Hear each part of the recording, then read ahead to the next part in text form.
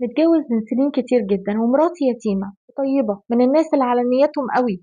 وعندنا 4 ولاد وأنا مقتدر وأعجبت بواحدة واتجوزتها. ولما مراتي عرفت بقت بتعيط ليل ونهار وتقولي لو ليا حد ولا بشتغل كنت اتطلقت وأخدت عيالي. بقالي سنتين على الحال ده، حتى حقوقي الشرعية بتديهالي علشان ما يبقاش حرام عليها، بس بتبقى قرفانة مني وتقعد تعيط بعدها. أخليها تسامحني ازاي؟ يعني أنت عملت فعلًا حاجة صعبة أوي بجد، لأي ست، مش عشان هي يتيمة أو ما لهاش حد. الطبيعي الشرع بيقول لك إن أنت لازم تبلّغ مراتك وليها حرية القرار. أنت عايز تسامحها، ده في رأيي أنا الشخصي طبعًا، عايزها sorry تسامحك.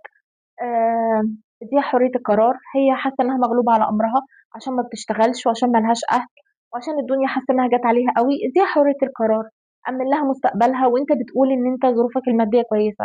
حُط لها مبلغ في البنك يجيب لها شهرية كويسة من الوديعة يعني، حُط لها مبلغ في البنك تعرف تصرف منه، واديها حرية اختيار الانفصال.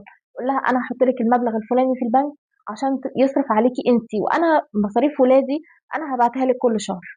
يبقى أنت كده يعني عدّاك العيب بصراحة، ويبقى كده عملت اللي عليك وزيادة، منها إن أنت سترتها، ومنها إن أنت ما كسرتهاش أكتر من كده، وسيبها هي تختار. جايز لو حست بده إنها تقول لك خلاص هاكمّل، وجايز تقول لك لأ أنا فعلًا عايزة أمشي. في الحالة دي سيبها تمشي، أنا شايفة كده الصراحة، بس أمِّن لها مستقبلها من الزمن ومن غدر الزمن.